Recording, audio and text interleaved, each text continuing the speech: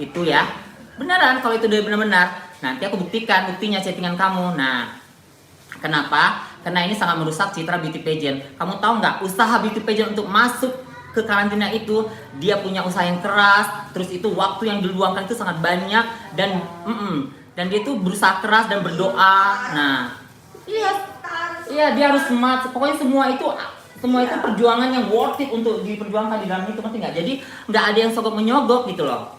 Nah, jadi aku bilang ini baru kena aku udah emosi banget gitu loh, melihat seorang manusia yang dulu sempat aku anggap teman, aku sayangi, aku kawal kemana-mana, sampai kamu keluar kota juga aku kawal, aku tidak mengharapkan duit, sampai makanku, sarapanku aja aku kasihkan ke asisten kamu gitu loh. Tapi kamu dalam aku kena musibah begini, kok kamu ketawakan gitu loh, malah kamu bilang telah ditemukan mayat si leher rusak. Kamu manusia nggak sih? Gitu loh. Kalau misalnya bermasalah sama aku aja. Jangan melebar kemana-mana. Atau kamu mau kita ketemu di ring tinju gitu, boleh aja di Bali ini legal loh. Nah, ini aku tantang kamu, di Bali ini legal, kita 2 lawan 2. Mau kakek cabul sama Om, aku Meli, kan belum aku sebutkan. Kakek cabul sama si Om, Talia dengan Gaby Vesta. Terserah kalian mau pilih lawan yang mana. Kita selesaikan di ring. Kalau nggak mau di ring, kita selesaikan di media sosial. Setelah selesai di media sosial ini, kita hapus semua tentang masalah ini. Jadi tidak ada lagi yang terlukai, tidak ada lagi komunitas yang tersinggung dan tersakiti di luar sana. Kita tutup semua gitu. Kalian maunya seperti apa? Jangan keluar-keluar di media sosial kalau mau. Karena kalau kita berkeluar di media sosial ini, kita masing-masing mengiring opini orang, cari pembenaran, cari memfitnah. Kalau aku sih memang fakta aku yang ungkapkan, karena ada buktinya gitu loh. Nah, kayak si owner itu kan bilang, masa sih dek kakak digituin? Benar kak, aku bilang. Nah, memang ada semua kita di situ. Termasuk si Om juga ada di situ waktu dia menjerjakan si Dokter Oki. Yang kita mencari klinik yang mau dibangun di sebelah ada gitu loh. Nah, itu nah banyak banget yang bertanya, ini Leontin katanya dipinjamkan sama aku. Tidak, itu juga sudah bohong banget. Kamu itu berasa banget paling kaya di dunia. Kamu itu sebenarnya nothing. Masih banyak orang-orang yang kaya, yang benar-benar terlalu kaya di sana, di luar sana diam. Karena gini loh ya, orang cantik tidak akan pernah mengaku dirinya cantik. Benar. Orang kaya tidak akan pernah mengaku dirinya kaya. Orang pintar tidak akan pernah mengaku dirinya pintar. Orang yang bagus agamanya tidak pernah mengaku bagus agamanya. Tapi kalau ada orang yang seperti itu, berarti kebalikannya. Benar. Nah, ini aku akan jelaskan Leontinnya ya. Banyak-banyak yang bertanya, katanya ini dipinjamkan ke JWL-nya lagi. Tidak. Jadi Leontin ini sebenarnya Cece itu udah menjelaskan sama aku. Ini baru hanya dia bayar 5 juta. Sisanya itu dijanjikan dengan pembayaran tanah. Nah, tanah gaib yang tidak sampai sekarang itu tidak ada kejelasannya. Nah, bentuknya ada apa? Yes. Nah, cincin dia yang 3, Davina mana Davina? Cincin dia juga itu juga sudah dijual, bukan dikembalikan, bukan dipinjamkan, dijual. Nah, dijual. Setelah dihitung-hitung sama si Cece, dia langsung ditransfer sebesar 70 juta. Jadi semua omongannya itu bohong dan fitnah. Terserah kalian ini semua terlahir juga sudah punya pendidikan dan punya mata dan punya akal pikiran. Kalian boleh memilih mana saja yang kami sajikan, mana yang baik untuk kalian tonton, mana yang baik untuk kalian cerna, itu pilihan ada di kalian. Tetapi jangan hujat orang-orang yang ketika sudah punya musibah. Gini loh, hidup ini bukan hanya untuk saat ini, hidup ini panjang. Gimana nanti kalau hal tersebut juga kembali kepada masing-masing, terus ada lagi yang menertawakan, apa kalian terima? Tidak mungkin terima kan, gitu loh. Nah, jadi cincin dia juga sudah dibeli sama Davina. Kalau yang ini sudah dibeli juga sama geng kita, jadi tidak ada minjem-meminjam, tidak ada mengembalikan. Dijual, iya, itu benar. Jadi tolong sampaikan, ini kan di save nanti, kamu bisa lihat sendiri. Cece-nya langsung ngomong aku sendiri, dan itu juga dia rekam, disuruhnya si kucing untuk ngerekam pada saat pengembalian ini. Kalau sampai ini si Cece ungkap ke kita, dia akan memutus pertemanannya. Kalau tidak percaya, perlu nanti saya upload videonya, tapi nggak boleh kan? Bisa. Nah, ini ada Jerry saksinya. Tuh, dia penerima barang tersebut. Oke? Jadi kamu mau berkuar-kuar di sana. Menurut aku, Edaku sayang, I love you so much. Maksud aku, apapun yang terjadi sama kita, bagusnya Eda itu pergi ke psikiater, tolong cek kejiwaan gitu loh.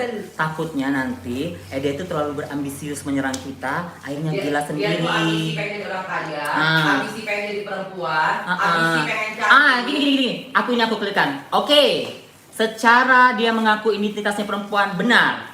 Secara legalitas secara di legalitas di pemerintahan itu emang sudah ketuk palu itu memang harus disahkan perempuan. Tetapi pertanyaannya di sinilah secara biologis dia dan lahirnya dia perempuan kan lelaki gitu loh. Kalau memang untuk saat ini secara legalitasnya memang dia sah perempuan. Kalau dia mengaku perempuan itu benar dia perempuan. Tapi kalau ini pertanyakan lebih jauh, lebih detail, apakah dia lahirnya laki-laki? Emang dia lahirnya laki-laki. Aku punya database-nya semua. Pada saat dia laki-laki mau apapun itu ada semuanya. Jadi jangan macam-macam. Jangan kamu selalu mengiring opini orang dengan hal-hal yang kamu fitnahkan untuk pembenaran kamu gitu loh. Kalau misalnya kamu mau baku hantam, ayo daftar. Kamu sama si kakek sama si om daftar di Bali ini ada ya apa namanya? Ring. Legal. Dan itu di apa pemerintah ya, Beb? Iya. Nah, ayo gitu loh. Gue yang beli tiket banyak. Daripada kita di medsos aku capek gitu loh. Oke, sekarang gini soal dia bilang mereka itu kelewatan membawa keluarga. Ini Edaku sayang. Track recordmu juga orang semua sudah tahu di dunia media sosial ini. Oke, pada saat kamu berseteru sama MM, kamu bawa nggak keluarga-keluarga mereka? Termasuk kakaknya MM pun kamu bawa sampai sekarang, orang tuanya yang tidak ada harusnya ikut campur dalam hal ini, kamu bawa demi kepentingan kepribadianmu sendiri. Kamu tahu nggak berapa terlukanya hati dia sebelah sana? Kamu tahu nggak apa saja yang sudah kamu lakukan kejahatan untuk menyakitin orang? Nah, kalau membawa keluarga itu keluarga aku juga tersakiti, keluarga Alin juga tersakiti, keluarga Cipika juga tersakiti. Jadi sebenarnya di sini kita sudah pukul sama rata gitu loh, tidak ada lagi yang ketutup, semua udah sama-sama telanjang gitu loh. Sekarang tergantung cara pola pikirmu itu mau kamu ini mau bawa kemana masalah ini gitu loh. Kalau mau belum selesai sampai di sini, kamu maunya seperti apa? Jangan terlalu sampai 24 jam. Kadang-kadang kamu bisa live story. Aku melihatnya kayak kamu itu udah kayak ini loh. Apa sih? Psikopat, ingat nggak? Kayak jadi orang stres gitu loh. Malam, subuh, pagi, siang, live terus dia bilang kayak nggak punya kerjaan, dia emang nggak punya kerjaan. Udah itu bentuk dia happy. Nah jadi buat kalian di sini semua yang belum tahu banget tentang masalah, jadi banyak masih yang beropini, ini kan masalah justice begini. Tidak, itu hanya masalah semua dari kekecewaan yang kita rasa berpuncaknya dari sini. Cuman langkah dia salah. Dia pikir kemenangannya karena pada saat ini dia tidak dianggap seperti ini. Mungkin itu di up-nya. Aku kan tahu strategi marketing dia. Aku tahu banget strategi hidup dia. Karena aku kan belajar sama dia pada saat aku mengenal itu. Kayak bilang adalah bagus berpura-pura bodoh dalam pertemanan, tapi kita bisa membaca satu sama lain karakternya. Jangan lihat orang itu bodoh. Kalau orang itu yang paling pintar. Kalau aku enggak, kalau aku berteman itu bagus aku pura-pura bodoh. Tapi aku bisa membaca satu sama lain karakternya. Ketika aku nanti punya suatu masalah dengan dia, aku bisa menghadapinya. Daripada aku pura-pura pintar, berasa pintar, tapi aku nggak tahu cara untuk menghadapinya nanti kan. Nah gitu. Jadi selama aku berteman kamu itu aku banyak banget belajar tentang kamu. Bagaimana nanti berseteru sama ini. Nah, aku pernah loh bilang sama kamu, Eda, pada suatu saat nanti kalaupun apapun itu, jangan aku jadikan musuhmu. Jangan sampai kita yang baku hantam. Iya, kamu bilang, tapi kamu lakukan itu. Ya udah, sekarang kalau kamu mau apapun itu, aku akan lakukan. Kalau anak-anakku mungkin masih ada yang katanya ikhlas begini, kalau aku enggak. Kenapa bilang ini menyakitin? Kenapa?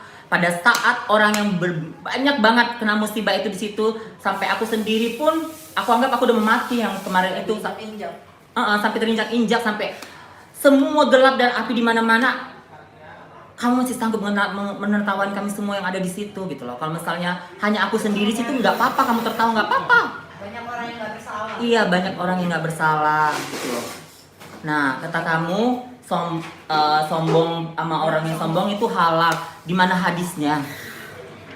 Jadi nggak usah bawa agama, nggak usah bawa sholat, nggak usah bawa karena iblis itu dia mempunyai kitab sendiri. Iblis itu mempunyai agama sendiri dan iblis itu punya pendapat sendiri. Definisi iblis dalam kehidupan nyata ya dia. Nah, gini loh aku bilang, aku itu ratu kebenaran itu cuma dibilang ratu kebenaran dalam case ini aja ya, dalam kasus ini. Aku juga bukan manusia yang suci, aku juga backgroundnya dulu seperti apa, aku juga pernah melakukan kejahatan, pernah banget. Aku bilang aku tidak pernah melakukan kejahatan, pernah, karena aku bukan orang yang munafik. Pernah begini, pernah. Nah, kamu miskin, emang aku miskin.